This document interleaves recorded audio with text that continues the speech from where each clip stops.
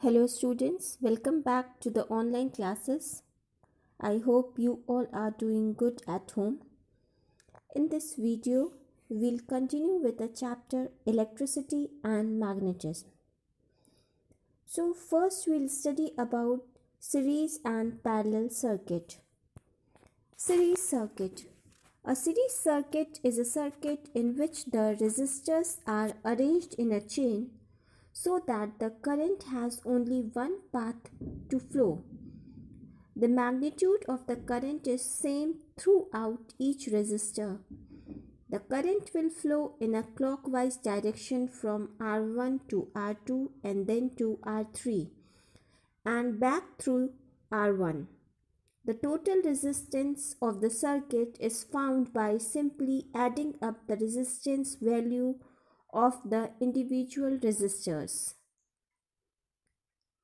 Parallel circuit. A parallel circuit is a circuit in which the resistors are arranged with their heads connected and their tails are connected together. The current in a parallel circuit breaks up along each parallel branch and recombines when the branches meet again.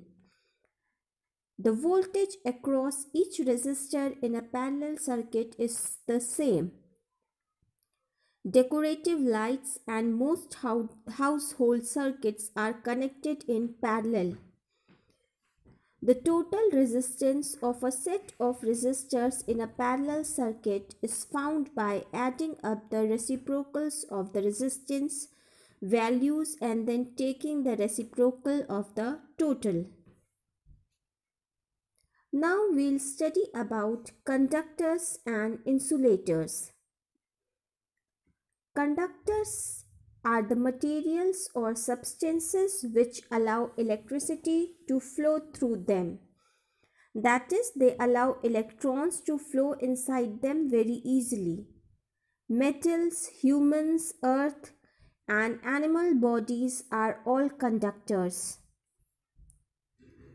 You may have experienced an electric shock while opening the window of your car or any metallic door or coming in contact with wet wires. Being a good conductor, our human body allows a resistance-free path for the current to flow from the wire to our body, giving us an electric shock.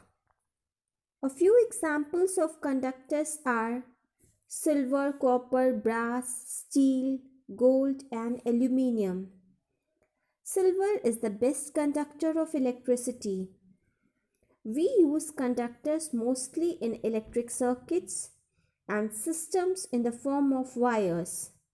Mercury is an excellent liquid conductor that finds use in many devices like a thermometer. Conductors are also used in car radiators to conduct heat away from the engine. Now we'll study about insulators.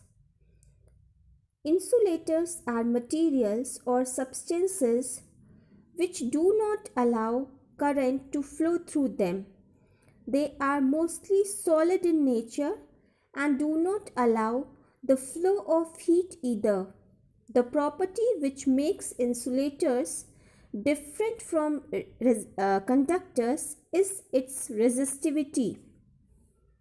Wood, cloth, glass, mica, plastic, rubber, and quartz are some good examples of insulators.